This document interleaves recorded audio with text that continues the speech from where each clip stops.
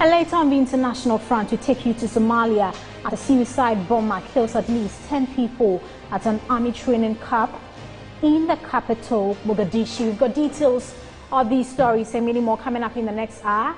Do stay.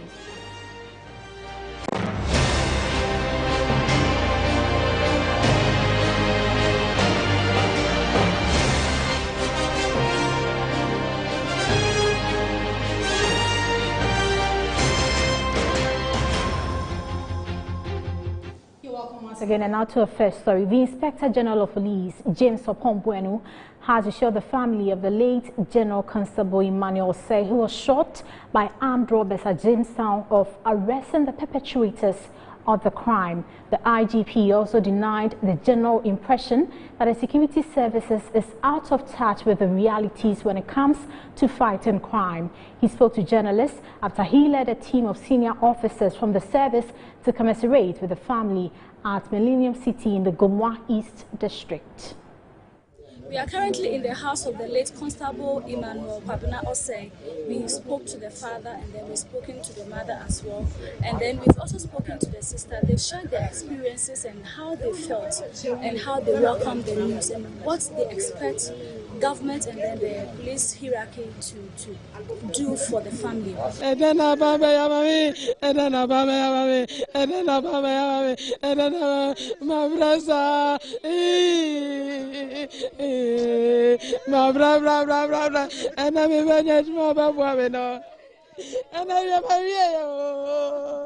If you recall, yesterday we issued a statement, and before that I had instructed the Commissioner CID to take over the case because of the importance we attached to it. So he has started, and I'm sure, as I indicated, we will definitely get them. Whoever says that we are out of touch with the system or with the society is not studying the topography of the West African sub-region as of now. Anybody or any security analysis worth the salt will know that the West African sub-region is currently experiencing a high wave of crime in all the countries. If you compare all the countries, there's a high wave of crime. It doesn't mean that we should fold our hands and say that we'll not do anything. If I am crying for my son alone, it won't be fair. I'm a Catholic. That's our faith. The policeman, they should be well protected. They are not protected at all. They are not protected at all. The policeman, or especially Ghanaian policeman, is left ajar. So whatever they are carrying out their own operation, I'm a mature person. I know what I'm saying. They do it comme ci, comme ça. Because when something happens, they are not protected. So they should sit down and plan and make sure that those junior ones who go out are well protected. If they were to be protected, I'm not sure this is a Peugeot car or whatever it is, they will put a policeman in it and he will go and die. Can you tell me the last words from your son before the call came that he's no more? It was when he came here on Friday, last Friday. He told me that he was packing his things to his new abode. So I asked the mother to go for a taxi for him. So after we have packed the things from here, I asked him when is he coming to take me to know where he was going. He told me this week ending, if God permits, he will come and pick me so that I know where he's going. That is the new abode at Kanda Estate there. That was slow. We were just standing here. Well, it's quite terrible and very devastating to the family. See, this is a young man who has devoted his life to the cause of national duty, to a call to national duty. And for him just to run into losing his life like that is a terrible loss for the family.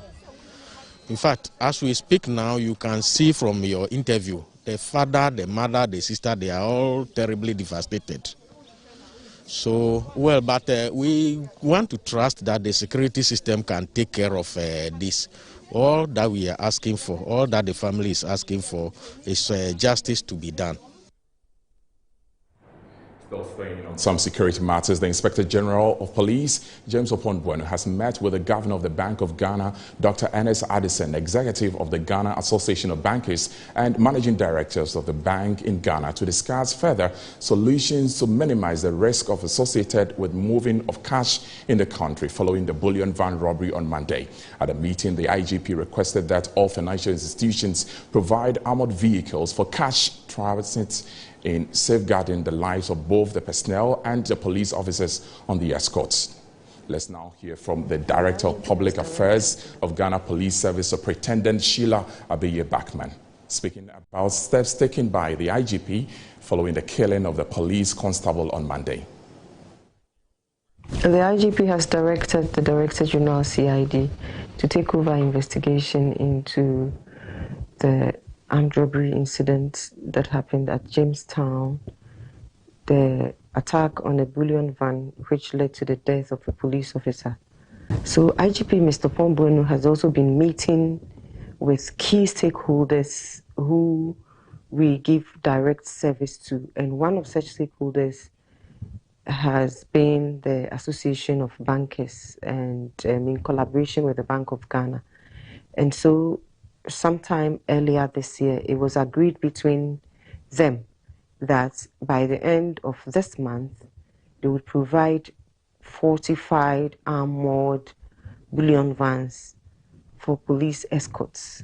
And so the IGP is also holding them to that agreement or that promise they made, so that our officers will also work in safe environments. Meanwhile, the minority NDC caucus in Parliament says it's not happy with what they claim is a continuous retention of overaged officers on contract basis in the Ghana Police Service. The ranking member on the Defence and Interior Committee in Parliament, James Agalga, while addressing the press on the current state of insecurity, asked the IGP to work closely with the Bank of Ghana to enforce a law on the usage of bulletproof vans for carting money.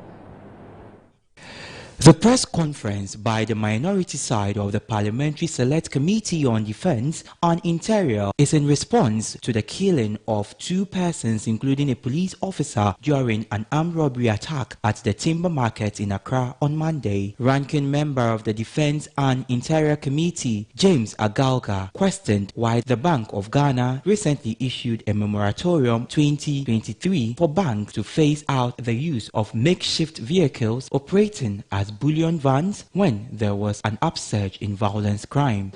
While the Bank of Ghana gave a moratorium ending July 2023, the Inspector General of Police, through a statement issued by the Director of the Public Affairs Department on the Jamestown robbery, gave the end of June 2021 for the Association of Bankers to either provide fortified armored vehicles for carting money, lest the police withdraws its officers from such escort duties. The directive of the IGP is in direct contravention to that of the regulator, Bank of Ghana. We are therefore calling on the Inspector General of Police and the Governor of the Bank of Ghana to reconsider their conflicting positions and work as a team in the interest of national peace and security. The minority members were also alarmed at the retention of overage police officers on contract basis. The Ghana Police Service is clotted with many pensioners who are either on contract or extension of service.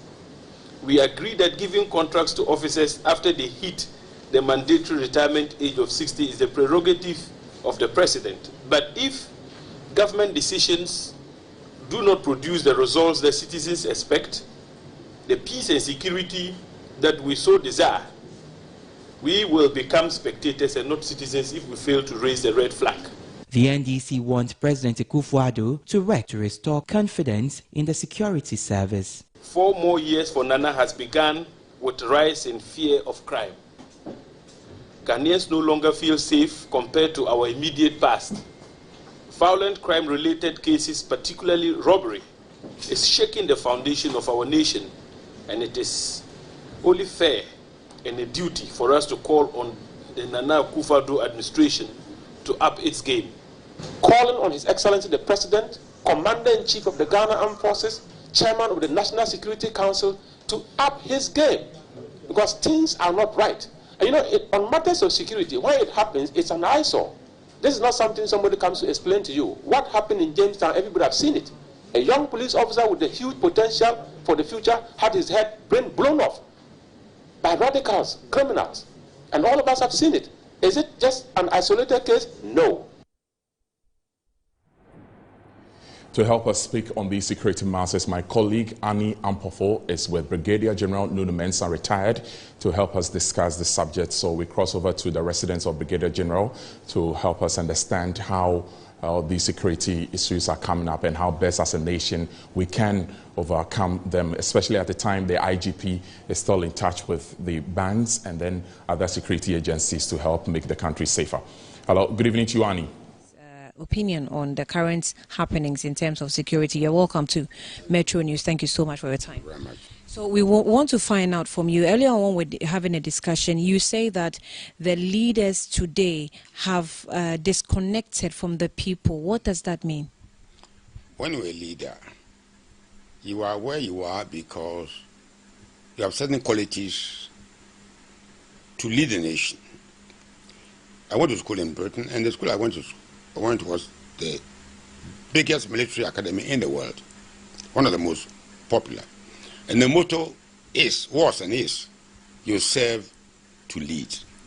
You're a leader, but like Christ washed the disciples' feet, go and do likewise. You see, the people that you are leading are the poor villagers, poor people that have no idea where they are going. Because you are enlightened, to let you as a president, with the ministers, with officials, to take them out of darkness. But you leave them there, and then you actually deal with your own needs, posh cars, and nobody cares about them. And that's why today you will find that you have Galamsey. What they are doing is wrong, but nobody cares about them. It's wrong. I have sympathy with. I don't condemn what they are doing, but with sympathy with their needs. And if nobody cares about me and my family, I have to care about them. But you should care more. When you are a leader, you are a leader because you want to lift the people out of the poor condition they are in and lift them up. But not to ignore them and do what we like. So we are not getting anywhere with our leadership of the country. And yes. So if you want to start from connecting back to the people, where do we start from? You must have leaders that have certain characteristics. The late Rawlings will talk about certain qualities of leadership, integrity. You have to have humanity in you. Christ was a leader. He had humanity. If you don't have that, you can't be a leader. You must get close to the people to understand them and meet their needs.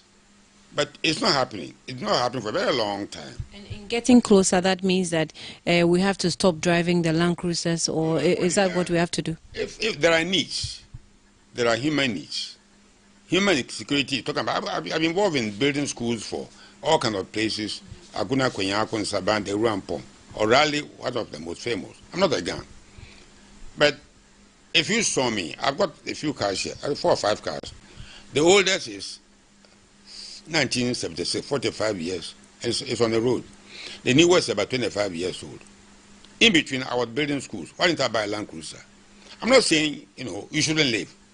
But let's do what is important for the people. Let's invest in the youth. There's no investment. You give them free education, no factories, no farm, nothing to do. So when they feed their fish, where do they go with the fish? They drive in, drive in the gutter or something. I'm not saying that. But let's be reasonable with how we spend our money. More on investment for the future than consumption. You buy a big car, and so what?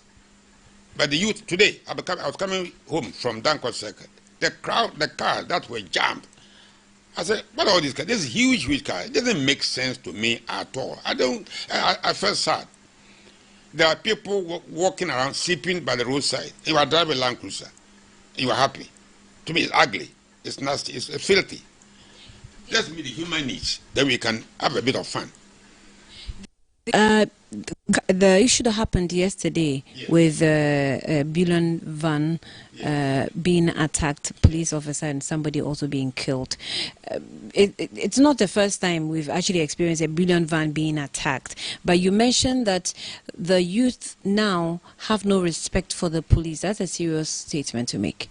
First of all, the material that goes to the police is not the right material, even the military. You know, today you have to be a party man. Party riffraffs who are put into the party. I've been school advisor and I know what I'm talking about. I've seen list of people who match which party, but they're all doing it, and it's not right. We don't get the right people into the security services. You know, so that's not the only problem. People think that, see, you can use guns. Look at America today. They kill people every day. Days. No, mass killing, plenty of them. It's not solving the problem. They said it's not a gun which is the problem, it's a human being. But if the gun is not there, thank God we don't have too many guns at random. You'll be killing so many people in Ghana today. But the moment they get close to the gun, they don't feel. Baffles me as a military man. Before. So we bring you more on that interaction from Brigadier General Nunu Mensah with my colleague Annie Ampofu in our subsequent bulletins. You're live on Newsnight on Metro Television. We go for a break and return shortly with more. To stay.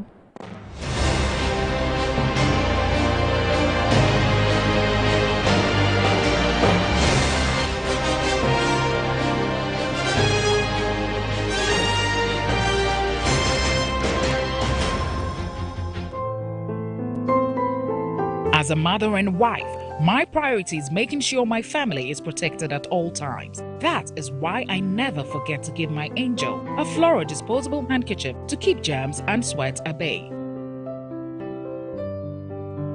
When hubby is out in the fields, I'm rest assured of Flora coming in handy anytime he needs it. Even when my daughter-in-law is out late, I am confident Flora disposable handkerchief will be close enough to save the moment. Flora disposable handkerchiefs are my go-to disposable handkerchiefs any day, anytime, and everywhere. Flora disposable handkerchiefs is affordable and handy. Flora, better than cloth handkerchiefs. Flora is a product of Delta Paper Mill Limited. For inquiries and bulk purchases, call 0243 033 033.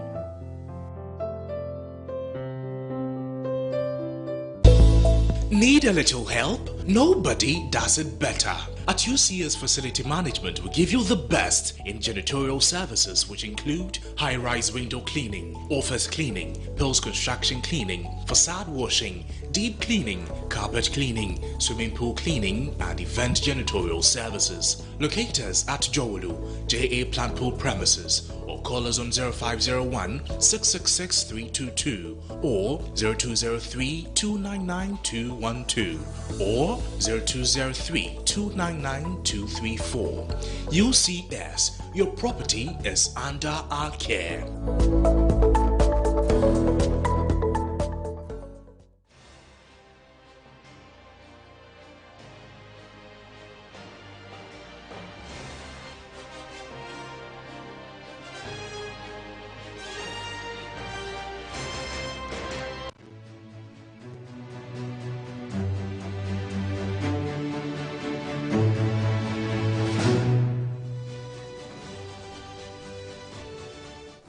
You're still watching Newsnight here on Metro Television. Now to our next story. Children of the Western Regional town of Bonsa say the continued pollution of Pratt River puts them at risk. The children have been 4 years swimming in that river which passes through your town, but now the color has been muddy by galamseyers who use dangerous chemicals in their work. Henry Kwesi Bedu has been to the town and he brings us more on Metro News Galamsey series dubbed Galamsey Impact.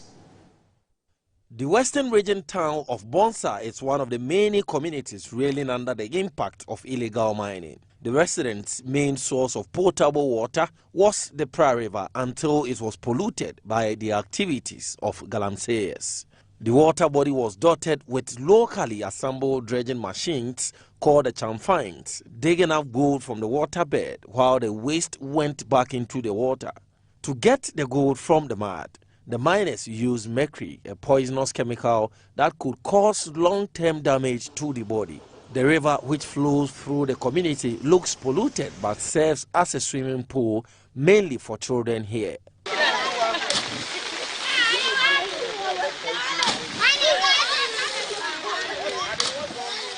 The children say they enjoy diving and playing in the river, and they sometimes fall sick after bathing.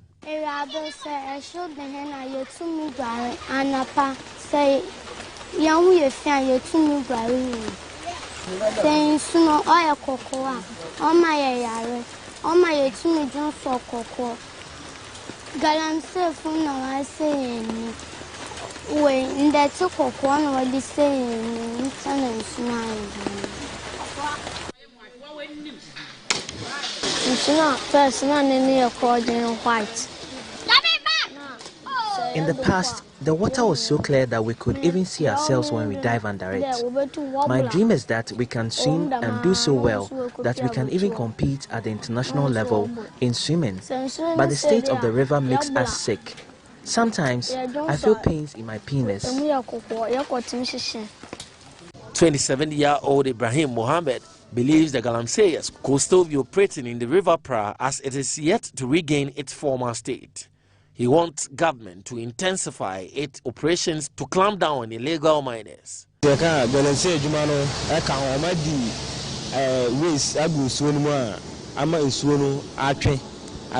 sometimes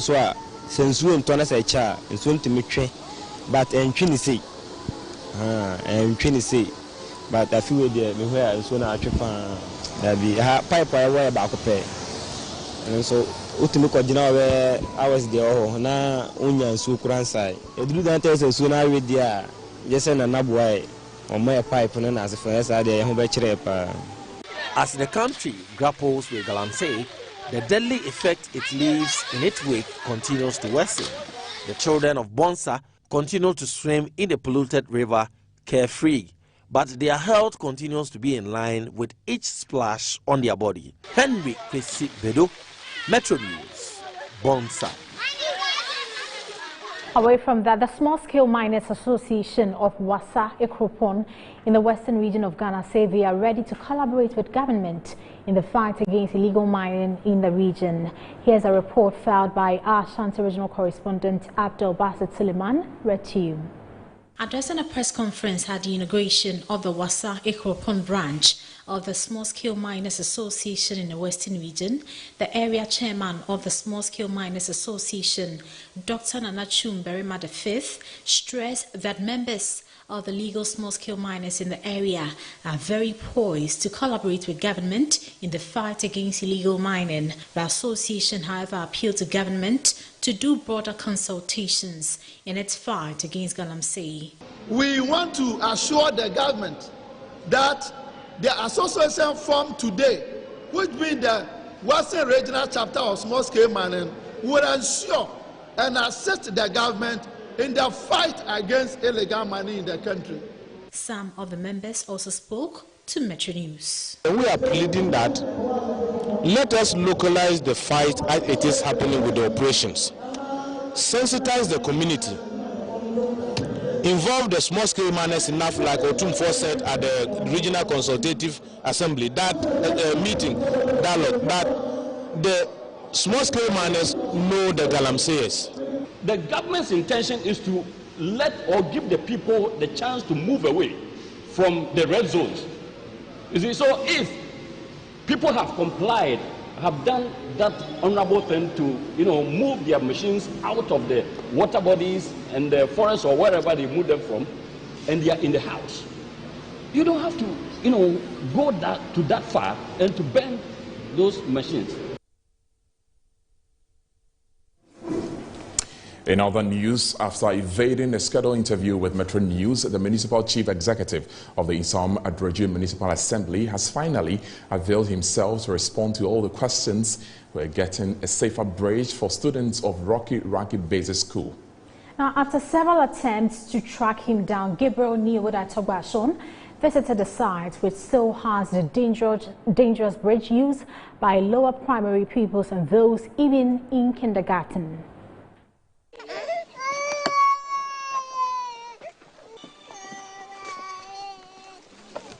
we are here yet again, this time around with officials of the Municipal Assembly. The Chief Executive, Honorable Isaac Boabeng, is here, and his Chief Engineer is also here to inspect the situation. They've taken some time to look around to assess the situation, and I'll start with the experts who then tell us what their findings are and the way forward. On our inspection, you realize that we have to group it in phases. The first phase is to provide them with a temporary structure, more or less a walkway with guide rails and handrails to protect the children and the other users. From there, this is going to be the immediate step or action you are taking. When will this be done? Oh, God willing, in a week, in just 1 week time, we have to complete this temporary structure for them. See Rahel excited about this, that they are going to see at least some level of difference within a week. So after this first action, what follows? The next one is to dredge the whole stream. We have to dredge the whole stream to define the channel of the stream so that it will not flood anytime it rains heavy. Then the final phase will be the final construction. That's where we will construct a box culvert of a length of about 10 meters that can cater for the volume of water. And I believe strongly that if you are able to construct that, the problem will be solved. We are going to force and fix it in the budget and ignore some projects, because looking at the situation over here is bad. So we are going to put it in the budget, the review budget this year, and then... When is the review taking place? Next month. So next month we are in June, mid-June. Yes. So next month we are getting this project in the budget, yes. And by which point in time are we looking at completing it? The point in time, let's say within 5 months, okay. You come and see a green light of this situation. Okay. We are wrapping up, but what happened yesterday, Honorable? We were scheduled for a meeting yesterday, with him, you weren't there. You know, sickness can happen or occur to you at any time. That is why I thought that these people might have thinking the Honorable is judging them. That's why I snapped the picture whilst I was there, I was on the sick bed to you. So within minutes, the Honorable became unwell, and they placed drips? 2 drips. You can go to New Life. I was at the New Life. And you can certainly trust Metro News to follow up to ensure that life-threatening food bridge is fixed. Now, to other stories, the Minister of Health, Kweku Agyeman-Manu, has justified government procurement of Sputnik V vaccines. Despite concerns about the cost involved, government has come under pressure following its decision to use intermediaries to secure over 3 million vaccines at a cost of $19 instead of $10 on the international market. The minister speaking at the subject said Ghana had no choice but to put the lives of Ghanaians first in signing this agreement. I can't be subjected to ridicule. Basic economics, right, has 2 parameters to decide on pricing: demand and supply. At the time that we signed this agreement, FDA has approved of only 2 vaccines, AstraZeneca and Sputnik. COVAX has indicated to us that all our deliveries that were going to come after the first drop will be delayed until June, July, because India has banned exports. That means many people. So there was nothing coming from there. The African Medicine Supply Platform, we had registered with them. The one they were allocating to us, Johnson & Johnson, had not been released, registered in Ghana, not even elsewhere in the world. And they couldn't give us nothing. The indication was until August. So we didn't have much options to swim around. We had to go for Sputnik. We invited the Deputy Ambassador of Russia to the President's office. He couldn't tell us any significant thing. I was directed to write to the Trade Minister in Russia, the Foreign Minister in Russia, all those who mattered in this issue. Our direct contact with RDIF yielded no results. So we didn't have options than to go through middlemen, when we have said right from the beginning that we wouldn't use middlemen in trying to procure vaccines. There was pressure back home that the president should make efforts to procure vaccines. You should rely only on the COVAX grant that was coming. What could you have done? We sat down with them, did a lot of negotiations. We agreed on $19. We signed the agreement, right? We were supposed to do LC for the first delivery schedule. Even that, they were not going to supply the 3.4 million at a go. They gave us a schedule of 300,000, then 1 million, 1 million, 1 million, spread up to June from April. We are not very comfortable with that. Our LC delayed for some reasons. When it got to them and it was confirmed. It's now time for the latest in business, and Kenneth is standing by. Hello, Kenneth. Hello, Afia. What's coming up in business? Well, coming up in business tonight, GRA is set to introduce rent taxes.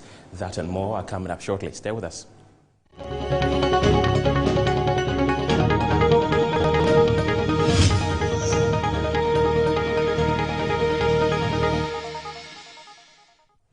Chief Director of the Ministry of Communication and Digitalization has reiterated government's efforts in implementing the National Digital Transformation Agenda with special priority to cybersecurity and data protection of its citizens.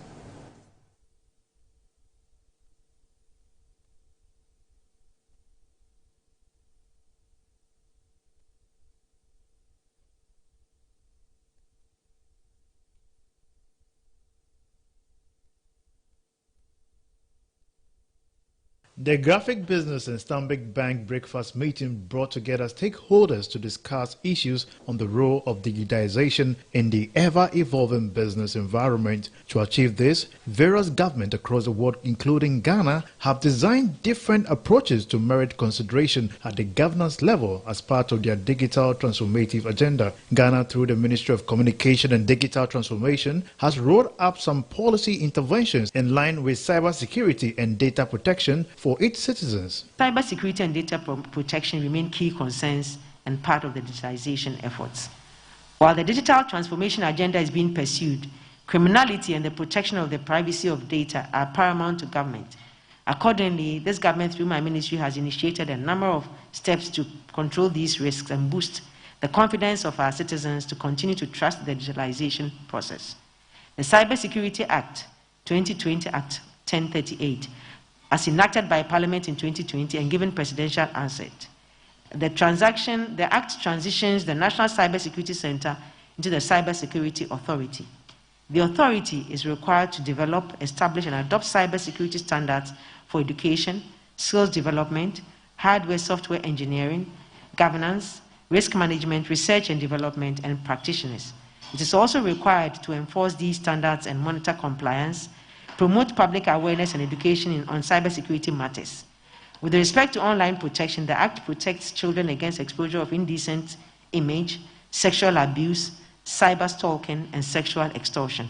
Lecturer at the University of Ghana Business School, Professor Godwin Bobkin, further added that the concept of digitization has come to stay and called on businesses to adapt quickly or fall out of the changing trends of the cyber ecosystem. Digitization will bring some disruptions.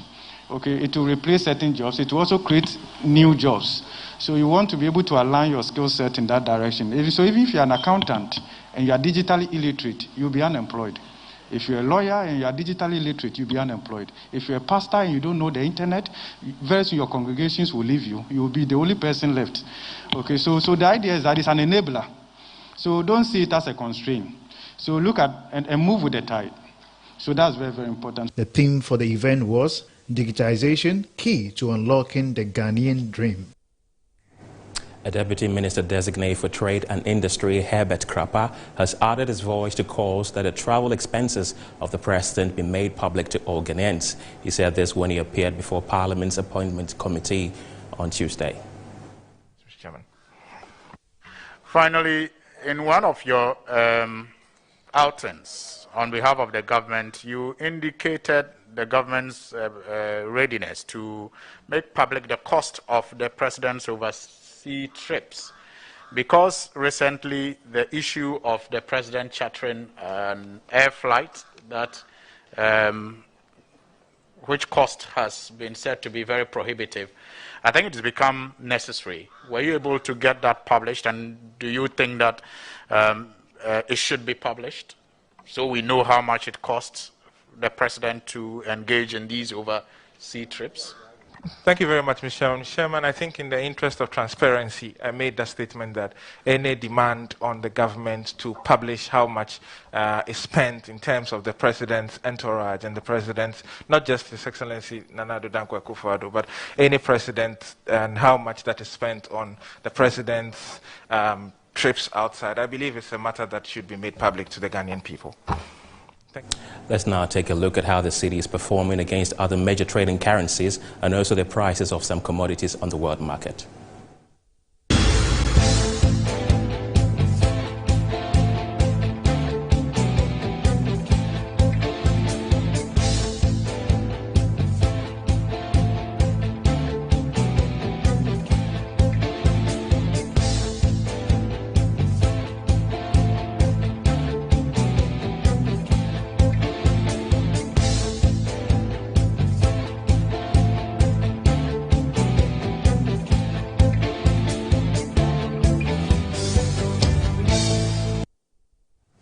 And that's it for business. I'm Kenneth, Jesse, Efia, and Nana are standing by for the rest of the news.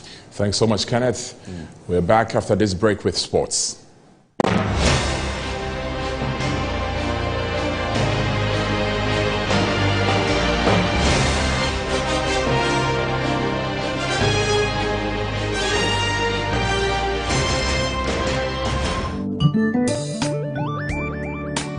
In Ghana and in Africa, there is only one place to look to get that luxurious design and decor for your offices and homes. Visit Jamila Home. We give you the climax of luxury wherever you find yourself. Presidential and executive office furniture, living room sets, dining set, stunning mirrors, adorable wallpapers, lovely king and queen size beds, valuable antiques and antique goods, beautiful chandeliers and more. Into the bargain, we provide caring customer service, prompt delivery service, skilled and artistic full house design and decor services, and free decor ideas for your space. Our products and service is unparalleled, boasting of top-tier clients all over the globe. Jamila Home, home of first-class quality furniture, beautiful chandeliers, and antiques. Football and nothing a high sense as sponsor Euro 2020. Edia Mauno. Nesa Suntina Yatiti TV say who? Edia Mauno.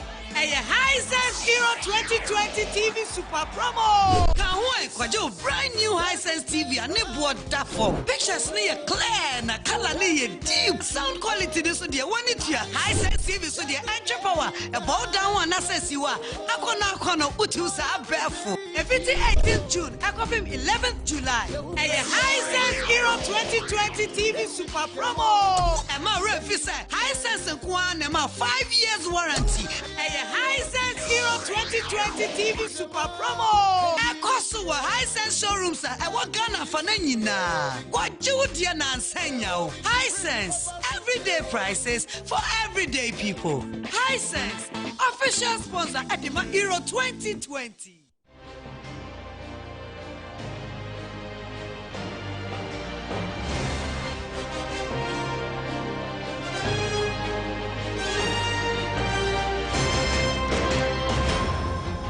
You're still watching Newsnight here on Metro Television. Next, it's sports, and Johnny's in the studios.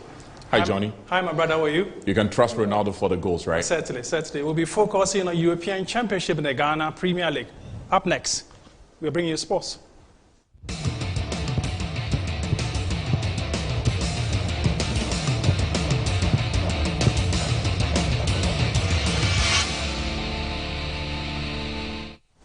My name is Phil John Kwati. Let's start on the European Football Championship as defending champions. Portugal started at a good note with a 3-0 victory over Hungary in Budapest. Ronaldo's brace helped the men from Lisbon in their victory. Ronaldo, he composes himself and then he strikes. Was there any doubt? Cristiano Ronaldo. It's cruel on Hungary. Let's now focus on the Ghana Premier League, and after a 4-3-2 victory over Inter-Allies, they win the Ghana Premier League. Kotoko's coach Mariano Barreto has expressed his excitement about his team's output and fighting spirit. It's not exciting, of course. It was a very tough match. We knew the way of Inter Allies playing, using his tall players and putting long balls. Unfortunately, we don't have tall players like they have, but more or less, with more or less difficult, we solve the problems. We consider we make a goal, we play very well in the first half, we create some chance of goal. We always fight, we always believe. Sometimes we get, and the most of the times we get it. And they get it, they make the second, they equalize in the hard moment, but we didn't give up, and we make the third goal. I think it's no doubt about the justice. So far we was better. It's difficult playing with the team, always putting long balls, using his tall players when we don't have tall players. But in the general, was good. Let's go to Eastern Europe now. Ghana's female tennis team calling Lithuania for the 2021 Billie Jean Cup has been drawn against Armenia, Iceland, and Ireland. Team captain Albert Atta has indicated the team is determined to prove a point. After numerous issues prior to the departure from Accra, including visa acquisitions, internal federation wranglings, and final team selection, the national female tennis team have finally arrived in the Eastern European nation of Lithuania for the 2021 Billie Jean Tennis Cup tournament. The tennis competition, formerly known as the Fed Cup, is meant solely for ladies from different continents and are positioned into zones. Ghana's team, led by Albert Arthur, are in the Europe-African Zone 2 for the very first time of the competition. The Ghana contingent to Lithuania consists of 4 players, namely Annette Cruikshank, Grace Tomiga, and the Macaulay sisters, Na Macaulay and Shika Macaulay, who were selected after a series of competitions at the Accra Sports Stadium. The tennis team is captained by 2008 former Davis Cup star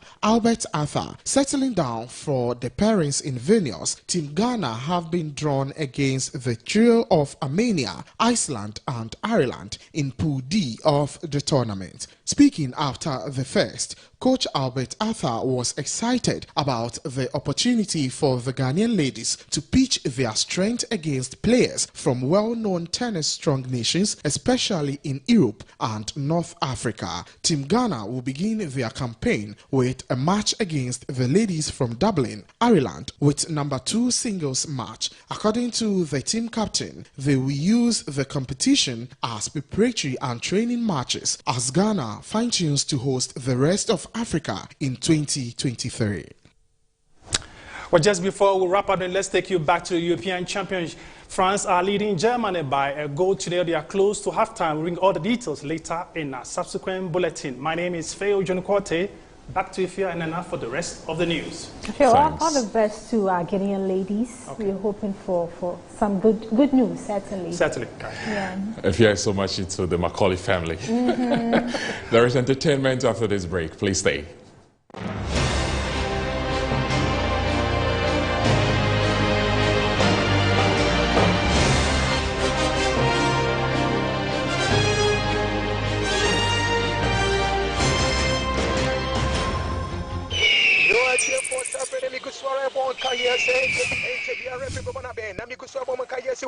Masa, Tam, Maria, I'm kind of coffee. I am doing more budget bonnet. Have a beer, you can be right.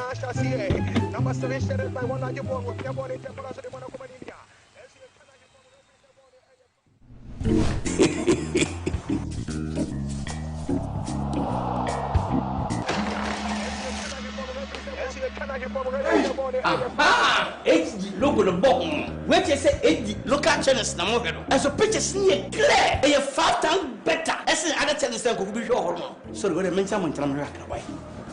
Oh, what a picture! Who knows tomorrow? What a picture!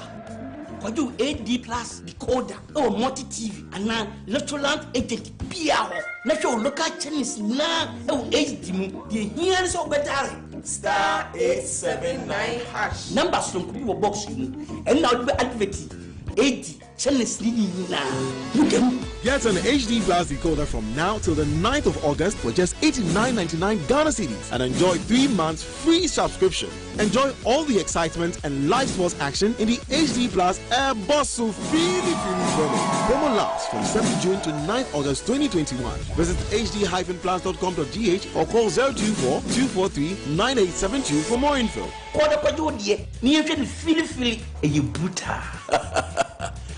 Half a nose for goodness.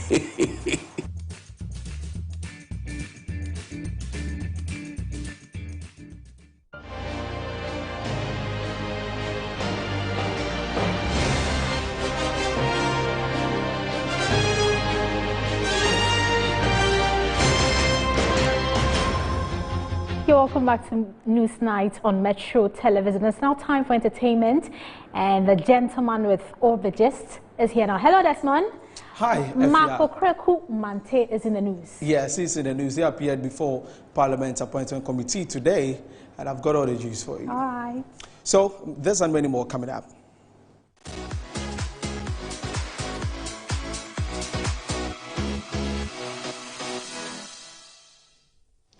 My name is Desmond Okreku. So now let's get into the details. Deputy Minister Designate for Tourism, Arts and Culture, Mark Okreku Mante, says he will engage various stakeholders in the creative arts industry so that creators would put Ghana's culture first in their works. And his comments came as a response to a question posed by the minority leader, Haruna Idrisu.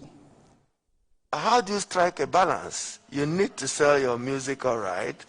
We need to be cautious about it being a breeding ground for promiscuity in the country. What do you have to say to that? Thank you, Chair. Thank you, Honorable Chair. I agree that the lyrics of some of the performers and sometimes even the pictures we show in the music video aren't tasteful. We are going to engage industry. Like I said, that culture must be what we should use in producing creatives. And so we are going to engage industry to understand that our culture first and the Ghana agenda first.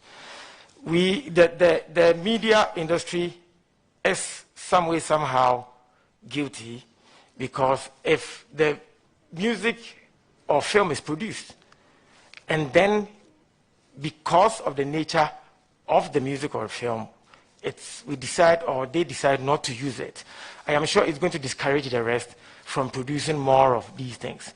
Unfortunately, standards have dipped, and so some of these things are allowed. But we can engage and then we make a change. And that was Mark Okreku Mante, the Deputy Minister Designate for Tourism, Arts and Culture. Now let's move abroad, and ASAP Rocky has opened up about his time in a Swedish prison in his new documentary Stockholm Syndrome, and he also talked about the support he has had from his girlfriend Rihanna whilst working on the documentary. In the summer of 2018 in Sweden for assault, has mentioned that it was not easy for him, but he was able to pull through. Rocky, 32, made the comments in an interview on the red carpet of the 2021 Tribeca Film Festival, which was held last Sunday, where his new documentary Stockholm Syndrome was premiered. You can't really compare being confined in prison to like your home. Is really two different extremes. So, you know, like anybody else, you just take it in stride, you know, and keep going. I just wanted to tell my story without really complaining or without, you know, seeming like a victim or I wanted a pity party or whatnot. So here it is, you know. The rapper also expressed his gratitude to his partner Rihanna, who according to him has been extremely supportive whilst he worked on the documentary. It was important having that support in real life, you know, and I think it just shows it will reveal in the doc, you know, it's just how it is in real life. It's amazing, and I'm honestly truly blessed, for real, you know. Rocky was arrested amid his 2018 trip to Sweden. The rapper got into a physical altercation with some men who he claimed were following and harassing him. He served 1 month behind bars in connection with the incident. ASAP disclosed new details about his next studio album in a cover story for GQ earlier in the year, and it features collaborations with none other than English singer and songwriter. And that's it for entertainment. My name is Desmond Okrekodazo. Back to Nana for the rest of the news. Thanks so much, Desmond. There's still News Night on Metro Television. There is international news right after this.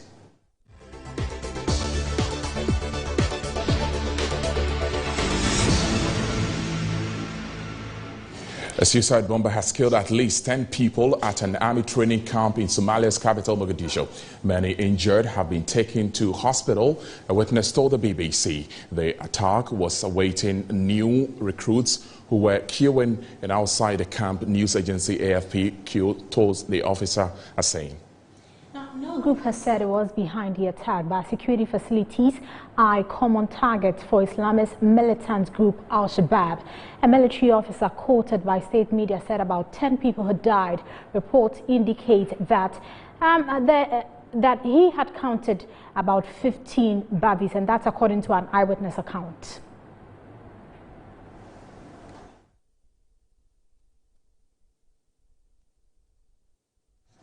That's all time and allow for this edition of News Night on Metro Television. But before we go, a recap of our top stories.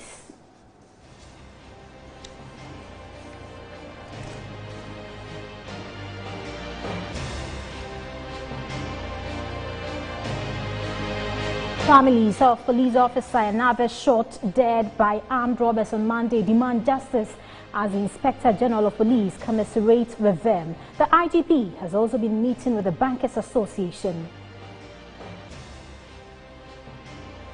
Meanwhile, minority MPs demand the immediate removal of police officers above 60 years and still in active service as violent crime soar in the country.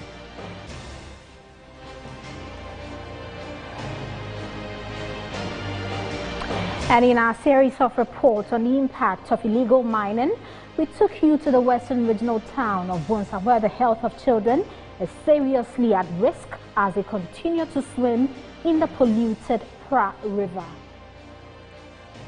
In sports, Cristiano Ronaldo star in Portugal's win over Hungary in European Football Championship.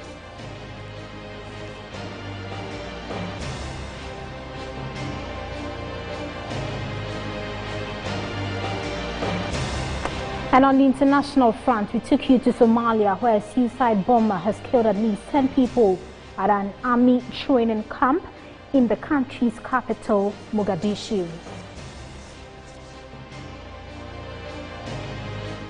Thanks so much for joining us on this edition of News Night on Metro Television. We came to you from the Ekia Bwahima City here at Northridge in Accra. My name is Ifia Fiswan. My name is Nana Yawanchi. Have a good night.